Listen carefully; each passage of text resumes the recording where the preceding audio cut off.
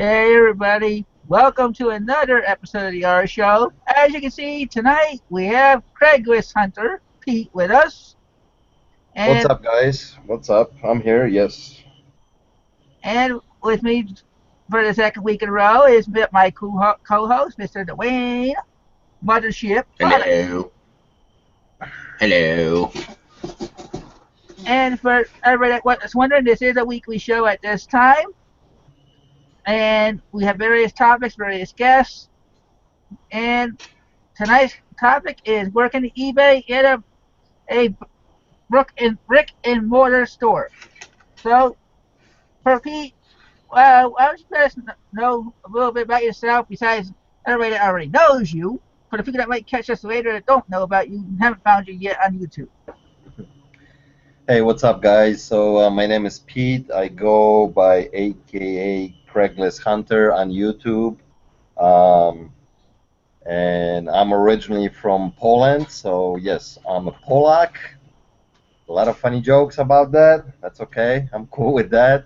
Um, Although I've been in US for a very long time, for those who don't know me, I've been here in US for over 30 years. I basically grew up here. I came in here as a teenager. So, what else I can say? I've been in the reselling business for, oh, I can't even remember. I don't know, 20 some years. I run a brick and mortar store. I actually closed just one store. Some of you may know that I tried to open about 8 months ago and it didn't work out, just got shut down. But my main store is still in full swing and very successful. So I'm sure we're gonna get into some of that stuff today, and I'll gladly talk about it. I know guys have a bunch of questions ready for me, so it's all about reselling for me. Yep. Now, do you have a family? Yes, I do. I have a beautiful wife and two girls. Both of them are in college right now. One of them is studying veterinary medicine. She's in her second year in veterinary school in Champaign, and my second daughter is going to Minnesota State. Um, Second year, I'm about to get ready to take her to her school next week. So, Oh, very congratulations. thank you. Well, my first question for you is which actually came first? We know you as Craigslist Hunter, but were you selling online before you had a brick and mortar store, or did you have a brick and mortar store before you started selling online? No, the name Craigslist Counter came from the hustle on Craigslist. Craigslist was my number one thing for years and years and years, ever since it started. Um, Always buying things on Craigslist, selling things on Craigslist. So I really didn't get into eBay till like really late 90s, probably 99, 2000 when I first dabbled with eBay. But before that, Craigslist was like the number one thing. We would I would buy things, whatever I can, and just flip them right away on Craigslist. So that's why I loved Craigslist for so long until this day. I mean, I go on Craigslist every single day. I get so many deals of Craigslist. Um, and that's how kind of the name came up, Craigslist Hunter, because it's been in my business for the last 20 years. Now, when you came to the U.S., did you just plop down in Illinois, or have you been around the country, or? I've been around the country a little bit. When I first came, I came to Chicago, um, but then in mid 90s, I actually moved out to Las Vegas, and I lived in Vegas for a little bit. Um, but at the time, my wife now, but then fiance, didn't like Vegas at all. She said, "This is not a town that we want to settle. This is not the town that we're going to raise the family." And she has a huge family actually here in Chicagoland area, so we decided to come back. And That was back in 95, I think, 94, 95, yeah, something like that. And that kind of leads into Chad's question. It says, Pete, do you plan on staying up north or moving south where the cool people are? um, well, my big hobby is fishing. I love fishing, okay? So being where I'm at right now, it's so close to go for me up north. I do a lot of Canadian trips. I go fishing all the time to Wisconsin, Minnesota, Michigan, all these states. So I absolutely love this area. Um, so for me to move somewhere else would be kind of hard. I mean, yes, I do enjoy going to Florida. I do enjoy deep sea fishing and stuff like that. But I don't know, maybe at one point. But no, I don't think anytime soon. Matter of fact, I just sold my house and I'm currently renting and I'm building a house right now. So I think I'm sticking to the cold winters in Chicago. Well, we do have another question, and I can't remember exactly who I copied and pasted it from. I didn't get their name. And we kind of talked about it. It was the one that was before the show started. And they asked, can I ask you, what should you do when you list an item and it shows up in your store but doesn't show up on the eBay phone app? And you said you don't use the phone app, and that leads into the next thing is you don't even don't have an eBay store. You do auctions more or less, or every once in a while buy it now type of thing, right? Um, well, let's answer the question first. I mean, I do use app frequently. I think Dwayne is the one that said that he doesn't use the app very often. But um, far as listing something on a computer and then not showing up on the app, I think it's just a matter of time before it actually gets into the search engine and starts showing up on the app. Um, I never encounter a problem of any of my listing not showing up on the app, so I think it's just a matter of time. I mean, what do you think, Dwayne? Yeah, no, I think you're right. I think it's just a matter of when things get into the system with eBay being such a big platform, it's going to invariably it's going to take some time, and to sync up the computer app versus mobile app, it's going to have some time things. Depending on the question was asked without a whole lot of explanation on how long it had been or anything like that. So with just the little amount of information we know, that would be my guess too, is that it's just a matter of the platforms, syncing up at the same time. Yeah. And to answer the second part of the question, yes, I do not have an eBay store. Um, I never did. Actually, no, I'm wrong. I did have an eBay store a long time ago on a different account that I had. Um, but the current account that we've been running, I think, since 2008 or 2009, something like that. That that account does not have an eBay store. Um, I just don't see a need for it. Maybe I'm wrong, but I don't run any like sales or anything like that.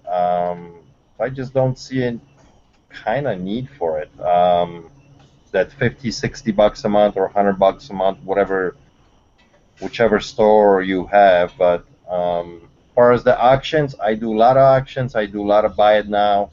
It's probably Actually, I'm going through some changes right now, and we'll see how it goes. I used to be all auction. Back in 10 years ago, it was nothing but auctions. Then it slowly went away from that and went strictly to buy it now. Um, Now I would say I probably have 75% buy it now and about 25% auctions. But now I'm switching the model again. I'm testing the waters. I might be going to auctions more. I've been lately very, very successful with all the auctions that I do. And the reason I say that because the data tells me where I can run the auction or not. So most of the time I will do buy it now first for a week or 30 days, whichever, depending on the item. But let's say the item is there for 7 days. Um, and after 7 days, if I have a huge viewer count and watch count on an item, but still no bite, the item still didn't sell after 7 days, I'm pretty confident that it's going to be very successful action if I start this at very low price. And I start most of my actions at $1 and create that buzz. And because I already know at that point, yeah, I had 400 views on an item, for example, and 37 watchers. I know there's interest. I know people want it. It was just priced too high. Sure. So if I create, some buzz, putting this at the auction very low price, like starting at the dollar, people start bidding on it right away. And the more people bid on it, more interest it gets up. eBay pushes the listing way up too, because you're creating, interest around your post, and I get great results that way. I hardly ever lose any money doing auctions that way. So I'm leaning kind of towards more that kind of system lately, and we'll see how it goes, and I'll keep you guys updated too on that, throughout my videos. So. Sure. Well, it just sounds like you use the data that you already know about to decide whether or not it'll be a good auction. And I think a lot of people, you've been doing it for a long time, so you can see those trends, and like you said, if it's got a lot of watchers, excuse me, a lot of watchers, or some other questions that go with it, that it's gonna sell. You just you've already got that feel for it, I'm sure. Yeah. My question for you is, how many items do you have on eBay at this time? I mean, do you have thousands or just a couple hundred? No, I can never get I don't think I ever once had over 500 items on eBay. I just can't get there. Anytime They we just sell too try, fast? my sell-through ratio is almost, I want to say almost 100% every single Wow. month. Meaning, Oh yeah. I believe right now I think I have right around 400 items, maybe just under 400, something like that. And we sell roughly, on average, about 300 items a month. So, and we list only about anywhere between 8 to 15 items daily. So let's say average 12 items, and I do have an employee who does that, and she works 40-hour week, 5 days a week, and if she's able to list about 300 items a month, that's what we roughly sell, about 300 items a month. Nice. So it's just that combination of buy it now and action, that if it allows me to push some of the items out of the door too, especially on the auction, because it's going to end in 7 days and somebody's buying it and it's Right. going out the door, Right. So a lot of times I don't even use the data first because, for example, I know the item. I sold it before many times and I know what I can expect already. So sometimes we'll go to auction style right away as well too. So. Right. That makes sense. Oh, we have a question here from Swamp Picker. He says, well, he wants to know what Pete was were you seeing anything at the store you closed that you don't see at your store now? Type of people, things. I'm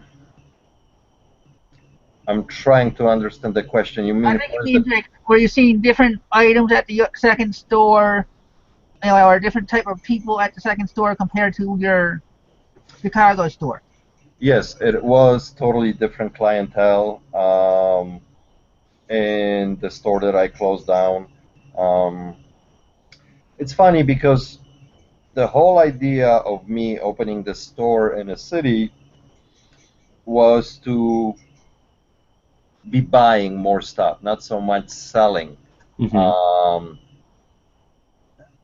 And it turned out to be totally opposite. We were selling more stuff in a store, and not as much stuff was walking into the store for us to buy. Now, one of probably the problems was that it was just a little bit too good of a location, meaning that it was pretty wealthy area in Chicago, and it was right on the edge with 3 other suburbs, which are also very wealthy.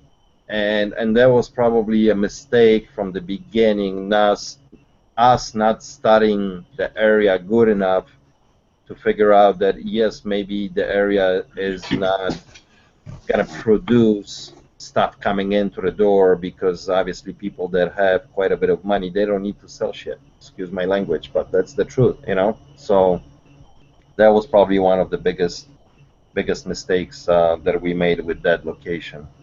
Mm-hmm. Well, and it's hard to judge because, like, I would think, like you, if it's an upper class place, that you would get things more than you would, people would get tired of them, or out of style or something. You'd get more than people actually buy because, like you said, they don't want to sell their stuff. But I wouldn't think that they would go to a thrift store to buy stuff either. I would think that they would be more on the giving than the taking kind of side, I guess. And one of my other questions is you say we a lot. So tell us who we is. You have a partner. Yes, I do. I do have a partner. His name is Adrian, and you probably guys seen him in a few of the videos. He doesn't show up too often on the videos, but very active in the business. We've been partners for very long time. I'm trying to think right now. It's probably going at least 15 years. And how did you guys meet? I mean, because I know we had talked before that a lot of partnerships don't work. I mean, it's counterproductive a lot of times to even get hooked up with somebody. Even if you're the best of friends at first, business always seems to drive a nail between people. How have you guys kept it, equitable, and you guys have been partner for so long? It's that, first of all, we have so much trust between each other, which is, like, I believe, number one thing in a partnership. And the second thing, the work ethic. We are both a little bit workaholics, So we fit, with each other, and we do things very well, and we understand each other very well. We met a long time ago, and it was almost instant off the get-go. We had similar ideas, similar visions, and I tell you right now, I mean, after so many years, it's still the same. It's still the same. So the fire is always there. The excitement every single day to moving forward, coming up with new ideas. So it's, yeah, I know it's hard to find a partner like that, but I hope he feels the same way. But it's the best partnership I had ever, and I had a couple different businesses before with different partners that did not work out. So yeah, it's been a great ride for both of us, as us understanding each other. I mean, I can leave right now. I can pick up the phone right now, call him, and tell him, hey, I'm gone for a month, and I don't have to worry about a thing. And it goes both ways, So it is an amazing partnership, business partnership, and it's working well for us. That's awesome. That's awesome. Yeah. Some people can't even find a spouse that that dedicated.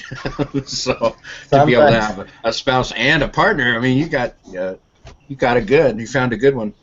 Yeah, sometimes my wife laughs at me that I spend more time with him than with her. Of course. And we know each other more about each other than it is funny, but that's what happens when you do business for so long.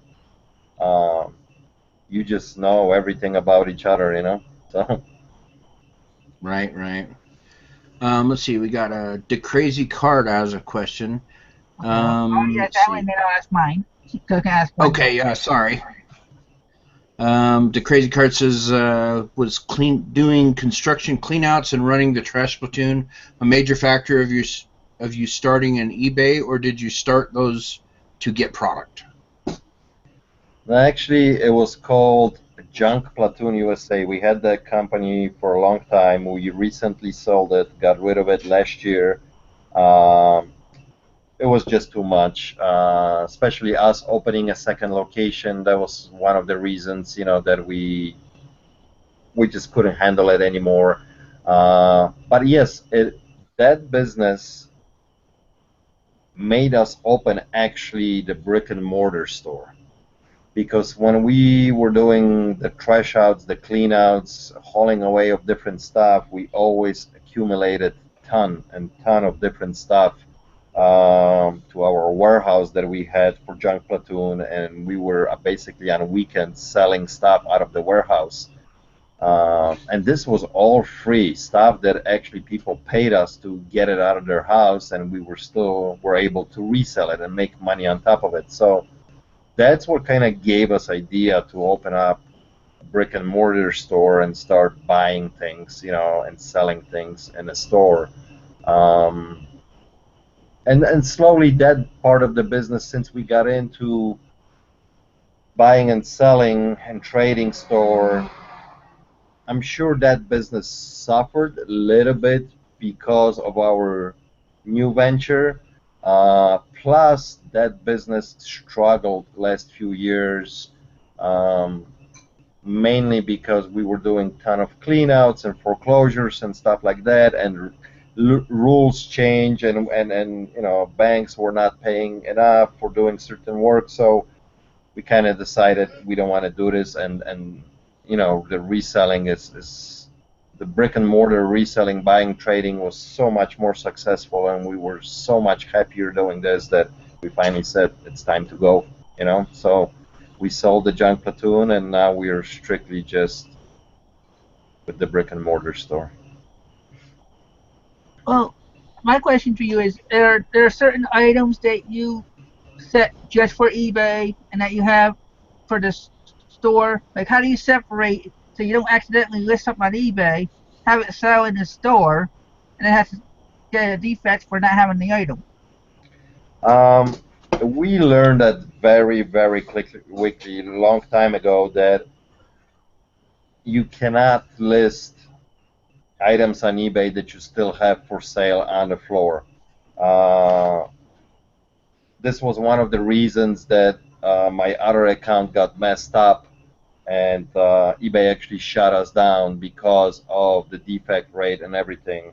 And this is we are talking. This is many years ago now, but that was the major problem. Things would sell on eBay. We forgot to take it off. They sold it at store. There was no product to ship out, and it just created chaos. So a long time ago, we decided whatever goes to the eBay room, it goes to the eBay room. It doesn't belong in a store. And there's two ways we do the things. If something comes into the shop that I think it's a product that will sell potentially decent in the store itself, it goes on the floor, stays there for up to 3 to 4 months, and if it doesn't move, then it gets moved to the eBay store, to the eBay room. Or depending on the item, if I know right away that I will probably get more money on eBay, or that it's super rare item that it will take me forever to sell it in my store, but the exposure on eBay is so much bigger, that item will go immediately to the eBay room. It doesn't even hit the floor. So, or for example, if I have an item that it's already, I have 2 or 3 of them in a store, and another one comes in, well, that's automatic. It goes to the eBay as well. So, because it's just, I don't need to have same inventory sitting on a floor if I can be selling on eBay. So that's how we work the store eBay game. As far as like how much business is from the store and eBay, it's probably 50-50. I think it's more actually on eBay. eBay will generate about 60% of the profits and store about 40. Well, before we go to Chad's next question, I want to, since Glenn's question kind of ties into what we were just talking about, he asked, do people see it and go to on eBay and go to your store to pick it up? Or have you had thought of having local pickup so you may get upsell something else at your store? Uh, yes, not very often though. Remember, stuff that it's listed on eBay, it's nationwide, it's worldwide. So very small percentage from my local people will, for example, spot it on eBay. But I do get it at least probably once or twice a month. Somebody will say, um, will message me first, ask me, hey, I live 2 towns over. Is it okay that I come to the store to pick it up? And then we say, yes, absolutely, it's fine. And a lot of times, actually, like you said, that will turn to additional sale when they come into the shop because they'll see that we got a lot of different interesting stuff in the store. Okay, and then Chad's question was, with as much products you push through your store, do you feel you have to have a high-tech setup like for photo area?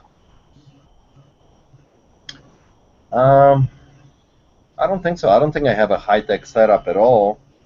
Um, it's actually very simple, very well lit room because we take 99% of the pictures are taken during the day, and the room, the way it's set up, that we get a lot of natural light coming in through the big window. And actually, right now, we only have one extra light set up in that room if we do need an extra light. So it's very simple. Um, Half of the pictures are taken with the iPhone, half with the camera, depending how Vicky, my employee that does eBay, feels on it. Sometimes if you get a little bit of glare, she might switch from iPhone to the better camera to take some more quality pictures. But I tell you, iPhone works absolutely fantastic. I mean, so no, it's very simple setup that we have. Okay. Uh, Highway Bus asks, Pete, in a past video you talked about selling fewer items for higher ROI per item. Does that only apply to your eBay store, or do you also apply it to your brick and mortar store? Um, it's more strictly to eBay.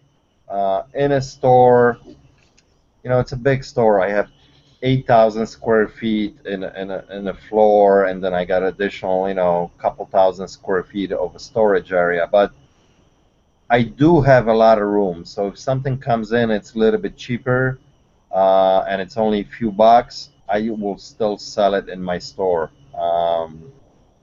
So it's mainly for the eBay. I try to stay with because when you start running employees and you got to factor that into the cost of producing a listing, anything really under $25-$30, it does not become profitable for me.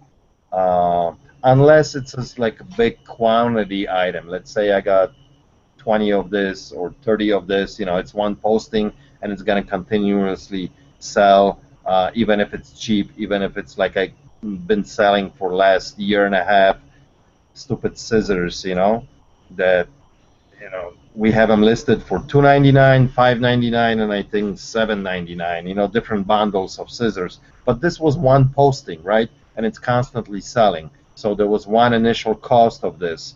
So stuff like that, yeah, I will do it at the lower ROI, but most of the stuff we try to stay over $25-$30 because after I pay the employee and everything, it doesn't make sense to do anything cheaper. That makes sense. I mean, you got to cover that overhead. Go ahead, Chris. Well, I'm just going to read Rich Colby's question. He said, what is your favorite thing in this business? Favorite thing? It's every day is different. Every day you're dealing with different people, different items. You're learning every single day. That's the most exciting part of it. It's never boring. It's never boring. It's not like I'm going to the factory and pushing the same freaking button, for 8 hours, or digging a trench somewhere, I'm on a project for 3 months doing the same thing. It's always different, and you get to meet so many people every single day, and you make so many connections. It's just that's what I love about it. So and of course the the the treasure hunting, the going after stuff that that it's out there that you can possibly find. Um, and sometimes it's not even like big money, but it's just rare, different. That's the excitement. You never know what's gonna happen. Every single day is different. Right, and that kind of leads into one of Chad's questions here is, what is the craziest thing that's walked into your store besides the umbrella? Oh, craziest thing.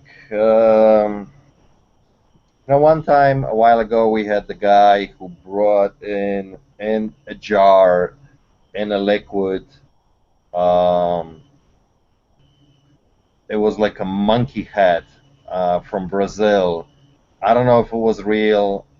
It was a tiny head of a monkey, this big, in this jar. Um, and he was telling me all kinds of stories about it. I don't want to get into the details. We never made a deal on it. He wanted some crazy money on it. And I'm like, you know, I don't know if I ever sell this thing, even if I buy it, who knows? It's just, that's one of those, goofy things that came in.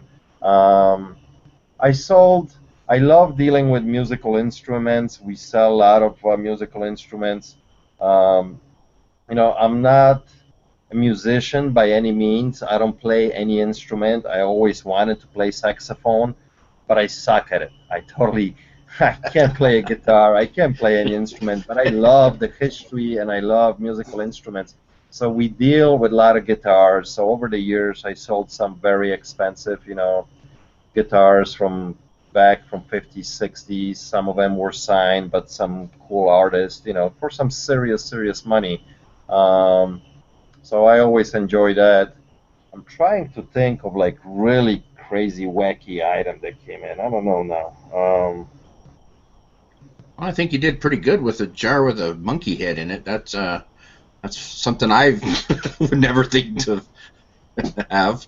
Yeah, sometimes people will bring crazy stuff. Although, I mean, I do get a lot of traffic in the store, and every day we make a ton of different deals, and a lot of stuff comes in. But sometimes people come in and they got to be really educated what they have because all these shows on TV created this buzz, and some of the people think they have treasure that they're bringing in, and they're expecting to get paid who knows what for it, and we got to bring them down to reality and tell them, listen, I know you're asking $1,000 for this, but it's really worth about 150 bucks, and they and they come out very disappointed, but that's what Hollywood will do, so Yeah, I was gonna say it sounds like the Pawn Stars. They come in with this thing they think is God's gift to everything, and yeah, it's a 50-cent thing or something.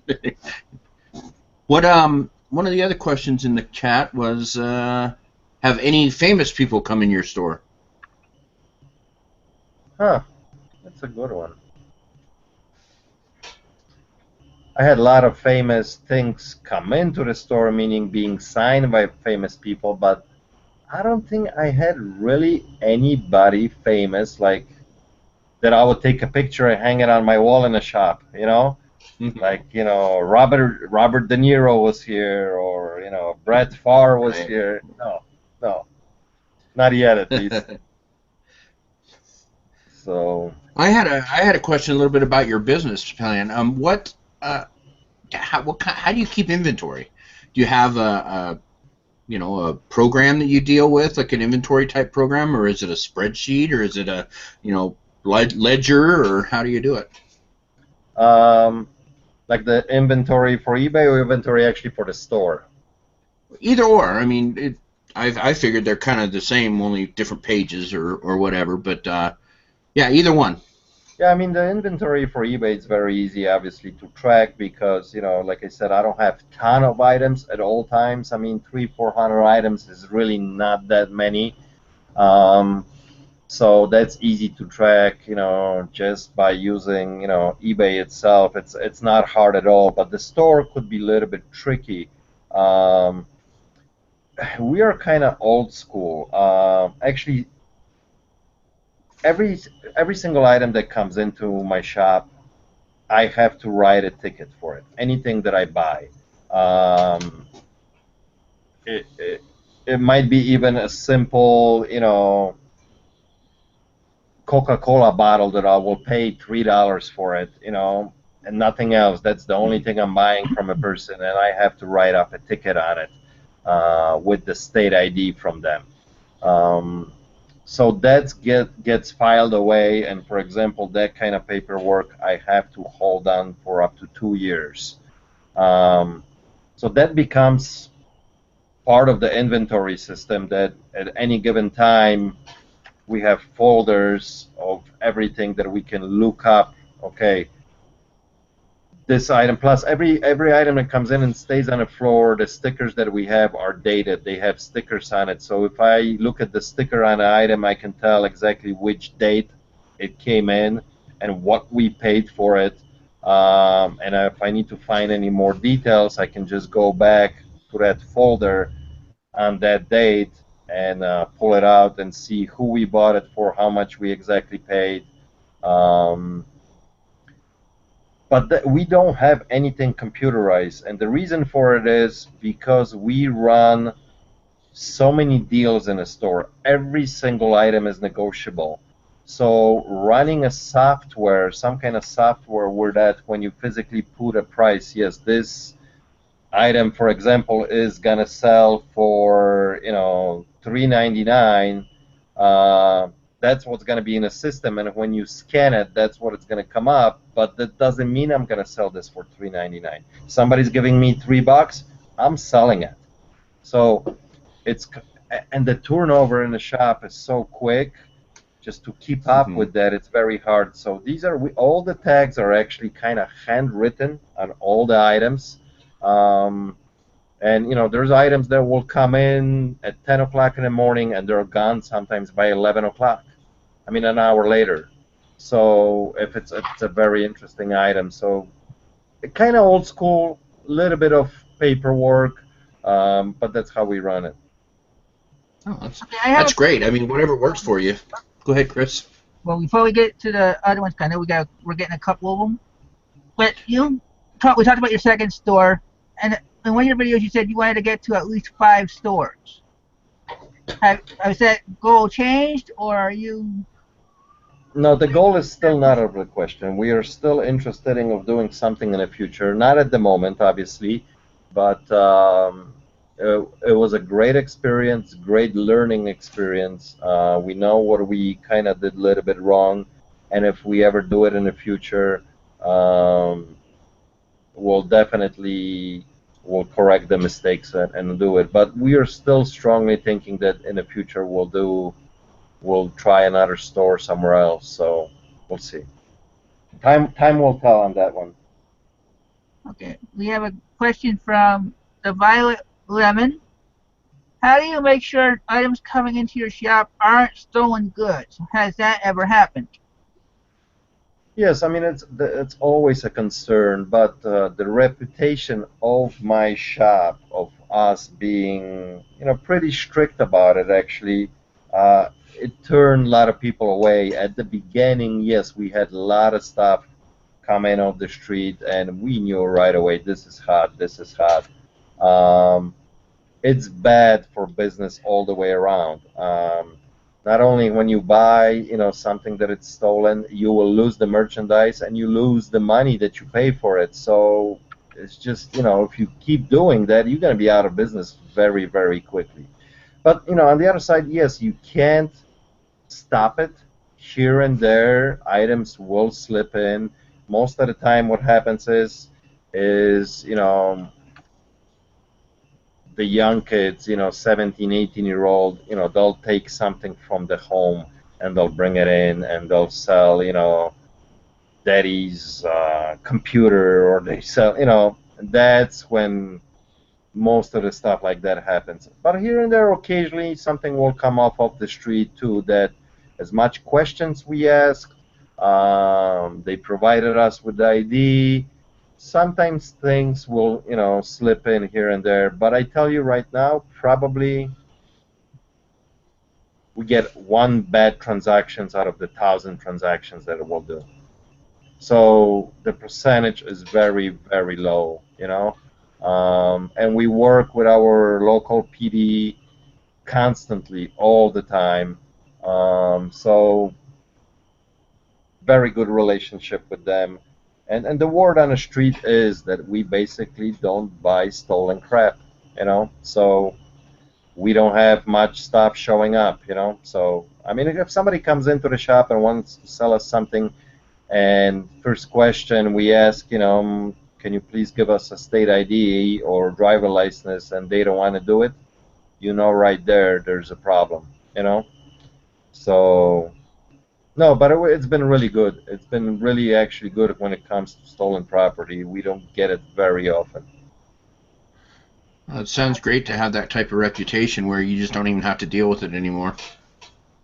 Yeah, I mean, it's... Well, it looks like there's some questions piling up because we're taking too much time.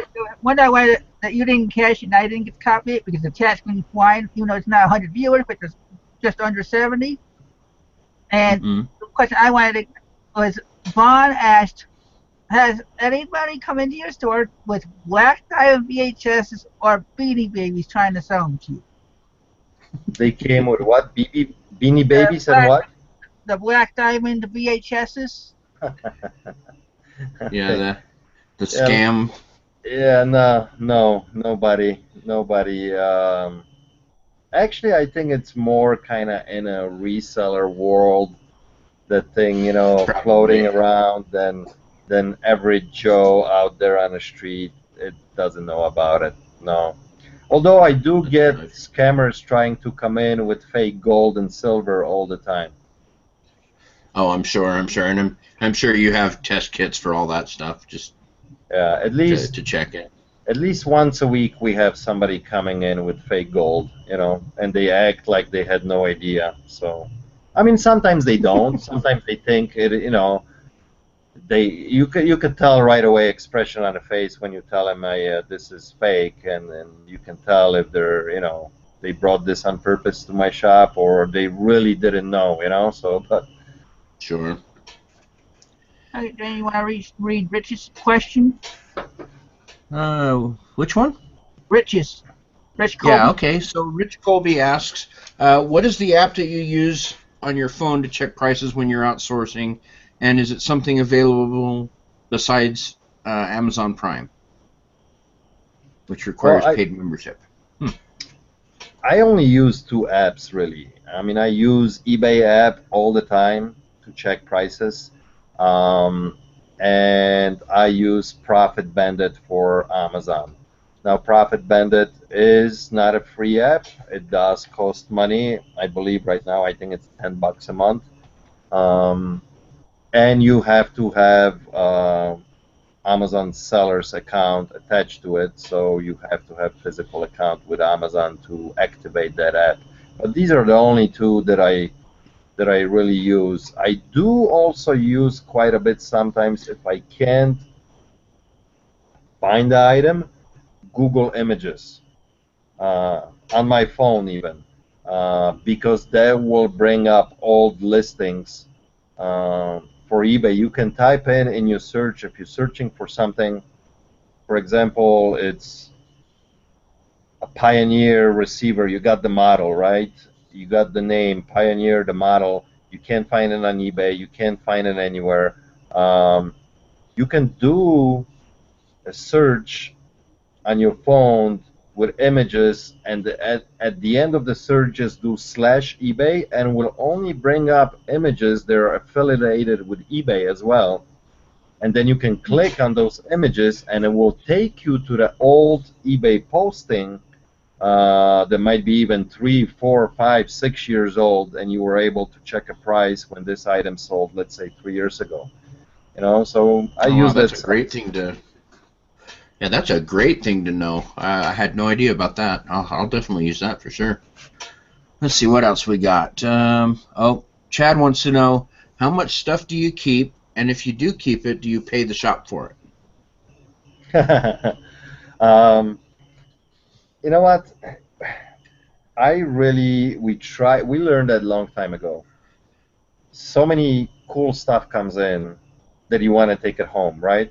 So the way we when we did it at the beginning, I would take all kinds of stuff, right? But after a few months, you realize that the shit is just piling up in your house, okay? And you can't have everything. So we stopped that long time ago. Unless it's something that I really need, uh, yes, I will buy it, and of course, shop gets paid for it. Um, my employees have the same option as well. It's one of the benefits working for me. So if something comes in and they are interested in it, they get the first pick. They can get it, and they getting it at our cost. So uh, I just longest I always tell them, longest you're not getting from me, and then next day I'm finding this on Craigslist that you flipping. So. it? Right. But no, I really don't, bring stuff right now. Like, for example, if I know that I need a new laptop computer for my daughter because her computer broke, yes. Well, the first thing I'm gonna go, I got the whole selection of laptops sitting in my shop, and I'm gonna go, which one you want, honey? You know. I mean, so yeah, it is a luxury of getting some cool stuff, very, very cheaply. But I mean, how many times you are at the flea market or a thrift store and you find something and you like, oh, I'm not reselling this, I'm buying this for myself, right? So that's kind of the same approach that we have in a shop. So, and another thing is, a lot of times I'll take stuff, I'll take it home, I'll use it for 3 4 weeks, I'll bring it back and sell it. So Sure. Well, you have that option. That's good. That's one of the great ones. What other questions you got, Chris? Well, we got a lot from the chat, so I'm just going to go right to the first bitch of reselling question, where she says, and I don't know what phone you use, Pete, but she said, are there many people finding that when you list from your Android phone, that it is saving pics to phone now? I can't really answer that. I'm not the Android fan. I'm an iPhone fan. I use iPhone 6s, and I believe for posting, Vicky uses iPhone 6s Plus. So I really don't know how Android, like Samsung phone or one of those platforms, how they work for the storing pictures and stuff. I'd have to ask my wife, and right now we're in the middle of a store on the show, so I don't want to take away from it. But I'll ask her, and I'll say that on Sunday night thrifting, I'll answer that question for you for our response. Let's see. Bonafide Picker asks, what do you do when you get the reselling blues? What do you do to decompress? Meaning, like, Now, what do you do for fun when you just get stressed out or it's just too much for you at the shop? I mean, like I said earlier, my hobby is fishing. So anytime I'll shoot out, even for a day somewhere, I kind of forget about everything. I'm in a different world.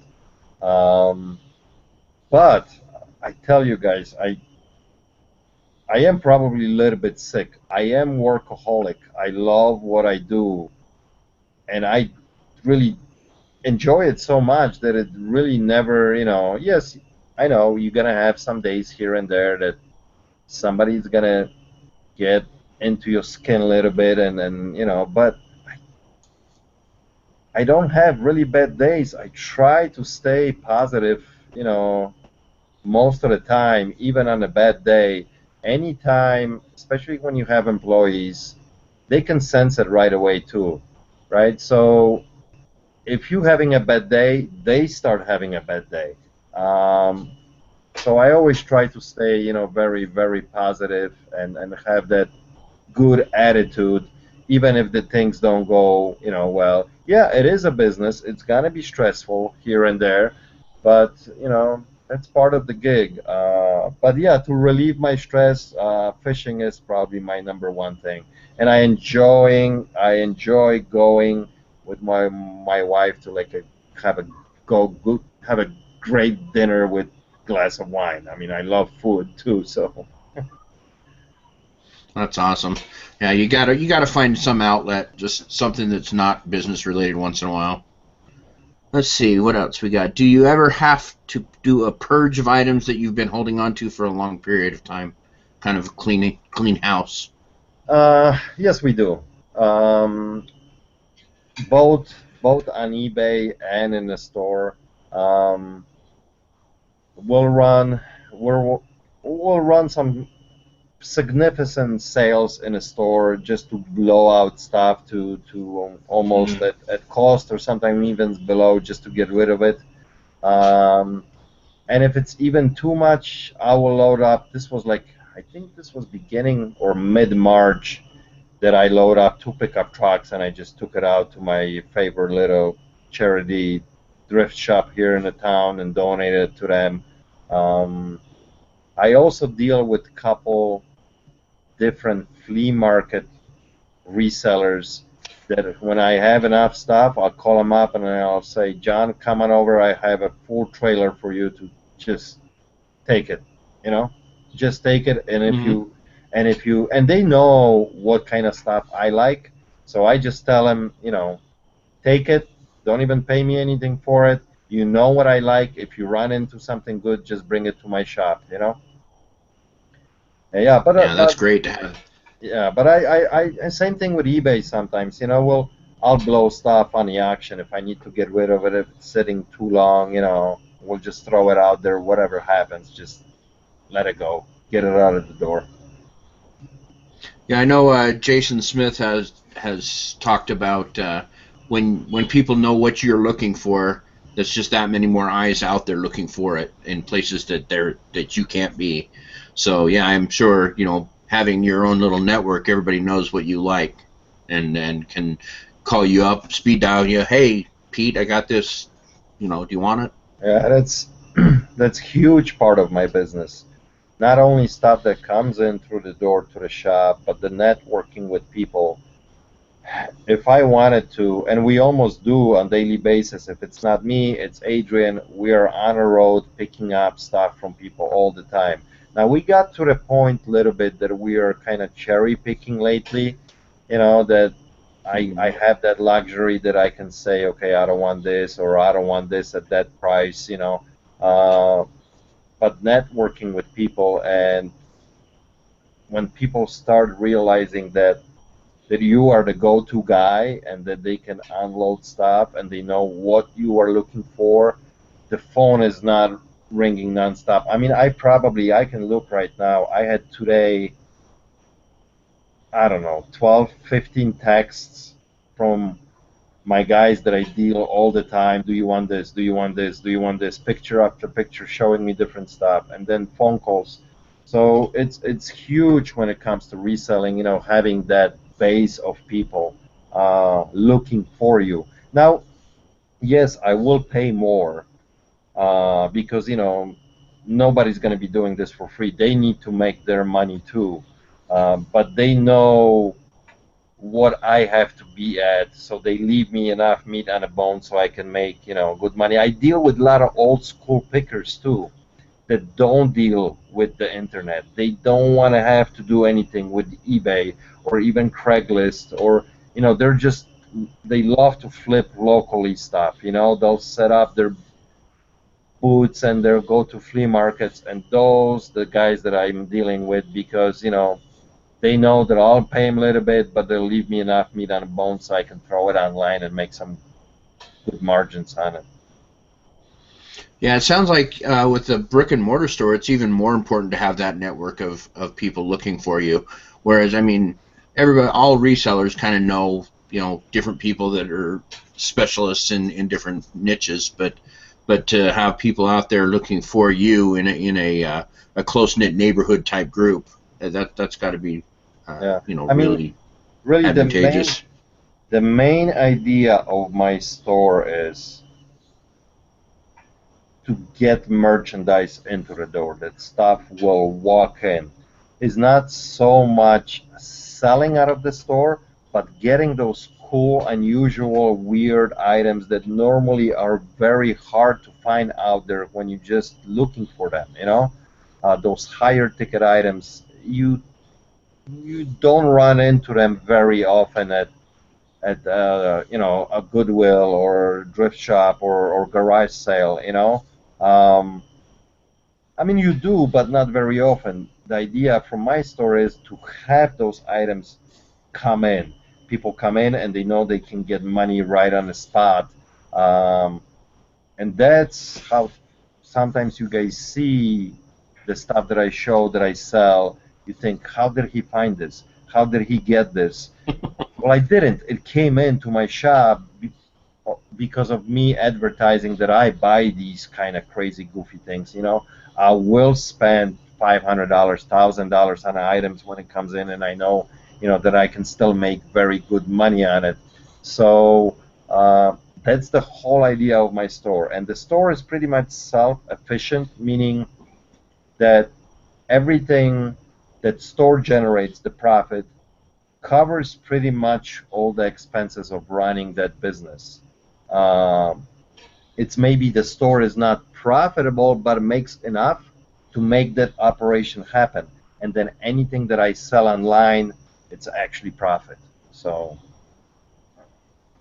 Well, and it sounds like that you're coming from a little bit different point of view than most people. Is we're out there trying to, we're out there looking for stuff where stuff is looking for you. You know, if stuff comes in your door, you don't even have to go; it just comes to you, and that's a little bit different than most resellers, I think. yeah, it Where we is. have to go to thrift stores and stuff. We're the ones looking. Yeah, it is, but I still don't forget, I still hustle out there. Even if when I'm running around, I'll still stop into the Goodwill here. I'll still go to the flea market. I'll still hit my garage sales because that's what I just love doing it, you know?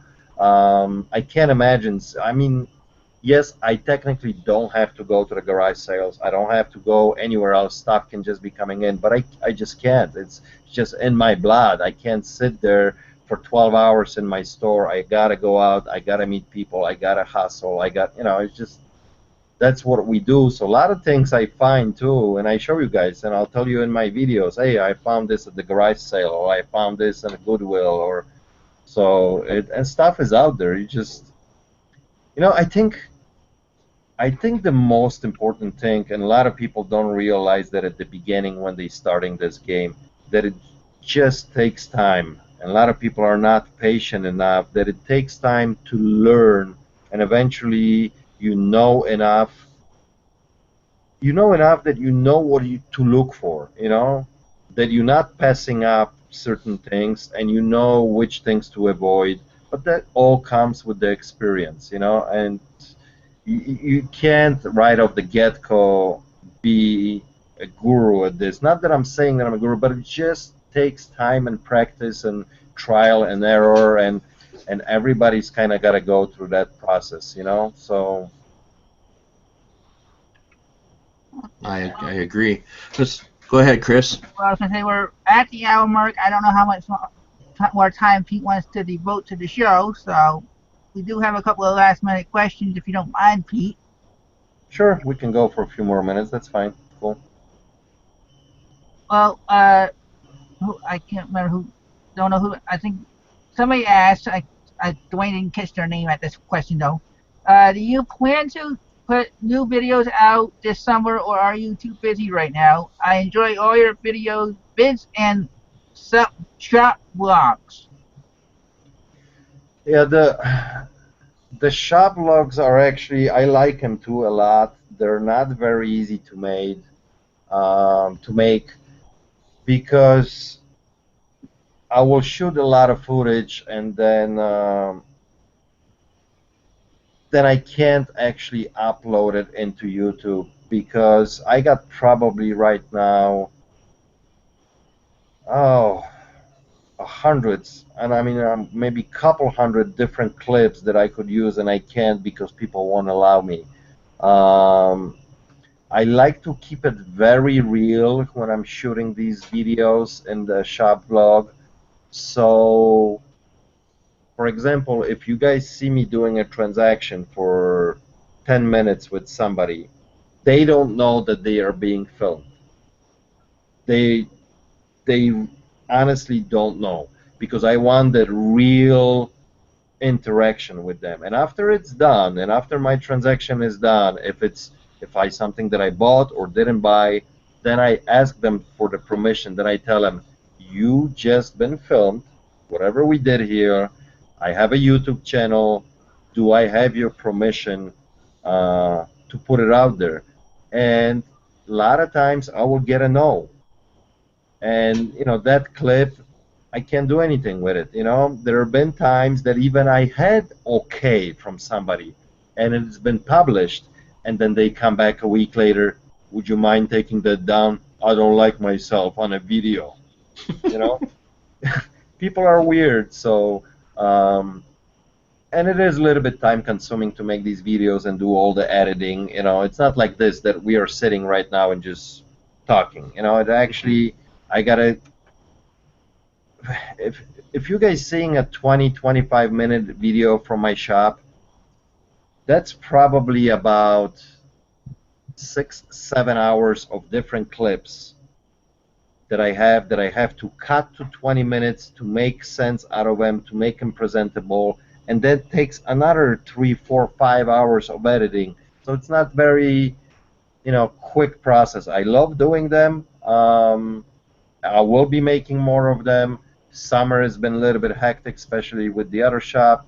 I try to put out at least one video a week of some kind of content, sometimes two if I can squeeze in another one. But as summer gonna come to slow down a little bit and we get into the cooler months, and I'm not gonna be fishing as much as well, then I'm gonna be doing a little bit more videos. So definitely more content coming soon. Yeah, it looks like in the chat that everybody's waiting for some more. They can't get enough of you. So Rebecca asked that she used to have a store like that, and people could come in and bring stuff to sell, and that she got a lot of drug addicts begging for money. Do you get that, and how do you combat? You know what? A long time ago at the beginning, actually, we had quite a bit. But we turned probably, I want to say, good 80 to 90% away right off the bat. And the community learned really quick that we just don't deal with that stuff. So if I get maybe one person a week coming in, and we can tell right away that there's a problem, that's about it.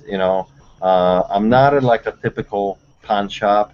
We buy, sell, and trade. I don't do any loans in my store. And I have a huge variety of items that we buy and sell and trade. And I have very, very family-oriented store and very friendly atmosphere in my shop. So no, I don't. We don't just tolerate. Anytime that we have anybody come in, we don't do business with them, and their reputation has been on the street that we just don't deal with druggies. Well, before we get to the last question that we copied and pasted, there are a couple of people that missed in the beginning, and they're actually surprised that you don't have a store. Would you like to reiterate why you don't have a store, and maybe tell them what your traffic's like for your limits and stuff like that? Yeah, going back to that store question, I don't know honestly why I don't have it. I don't feel need for it. Besides, maybe if I would be, I never go on vacation, meaning that the store is always live. I don't have to put like the whole store on vacation if I'm going away, because there's always somebody in a shop taking care of eBay. If it's not me, it's my business partner. If it's not Adrian, it's my store manager, or is it Vicky? So there's no need for anything like that. Second of all, I really don't think that I need to spend that $50, $60 a month to maybe get that $25 discount for some tape from eBay.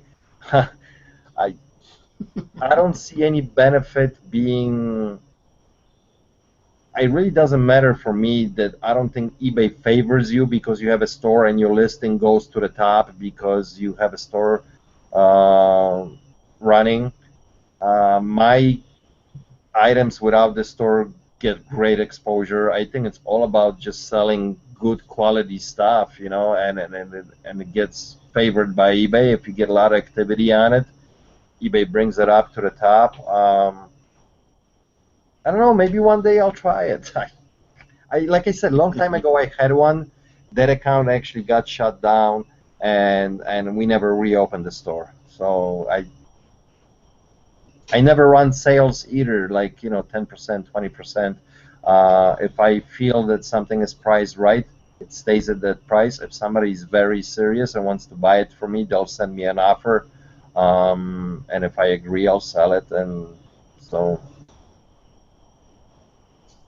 I don't know what else to say about it. I mean, that's how I run it, honestly.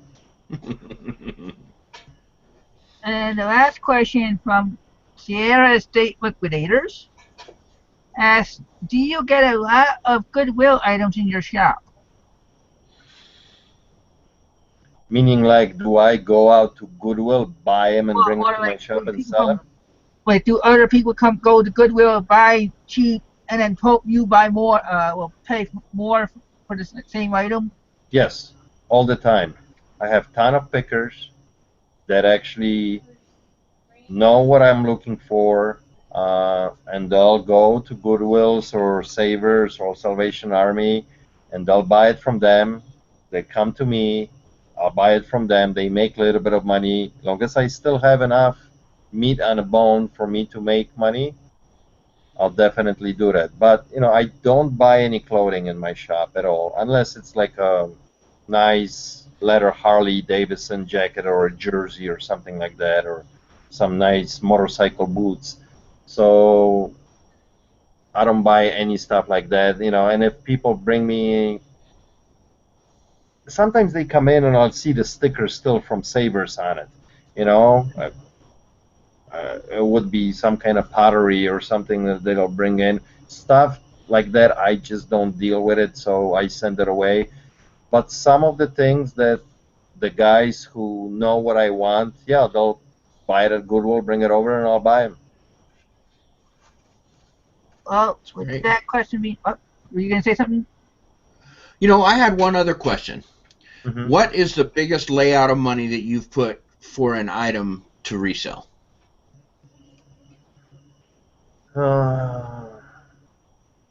That was a Paul Gibson guitar, 1968 Paul Gibson guitar that I bought for, I think we bought it for $11,500, and we sold it for $19,000.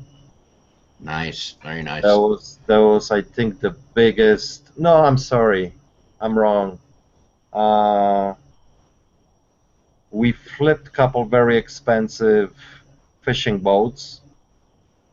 I believe Adrian, long time ago, that I wasn't too happy, bought a sailboat that we sold, a sailboat. So there's been few high ticket items, but those are kind of investments that you kind of know from the get-go that you will make, good profit on it. Yeah. Sure, yeah, that's what I was wondering. Just because, some people stay around the $20-$30 range. Some, I was just curious on with the, a brick and mortar. I figured it was, a vehicle or boats or something like that. But like you said, you already know going into it that you've probably already got a buyer lined up by the time you're going to buy something like that, Yeah, or you just know it will flip. a lot of times on a higher ticket item, we have a list. We have a list of different people looking for certain stuff that we know right away before I even bought it from somebody that this item's already sold. I mean, it's just a matter of making a phone call and them coming over and picking it up, because I have a list. This guy's looking for this, So, matter of fact, we had something like that the other day. A Canon 70D came in, and I had, I think, 3 people on the list waiting for that camera, and we bought it. It was just a matter of a phone call. Guy was in my shop an hour later picking it up. So even smaller items like that. So Very good. Well, All right, Chris, what you got? well, I was gonna get ready to shut down the show because we get pizza here to go for a couple hours, a couple minutes, and we have to But get we're our having whole so much hour in. fun. Started at 8, huh? I said, but we're having so much fun. Yeah, but he has work in the morning. I know. Hey, don't be saying it. I got work in the morning too. It's that job. it's all good, guys. It's all good. No problem. If you want to keep going for a few more minutes, I'm fine with that. If the questions are coming in, I got no problem with that. Well, actually, I was gonna see if you wanted to just do a little bit of an after show hangout for a little bit instead of sitting around waiting for questions to come in. Okay, yeah, we can do that too. And I want to thank you for being on. I want to thank all 60-something viewers that we hit tonight. So I appreciate everybody coming to watch, and I hope you come Sunday night to watch our Sunday Night Live show. We have not had anybody got any plans for this coming Wednesday. Hopefully, we can find somebody to follow up this show with good content. So if you like what we talked about, and I'm sure Pete will.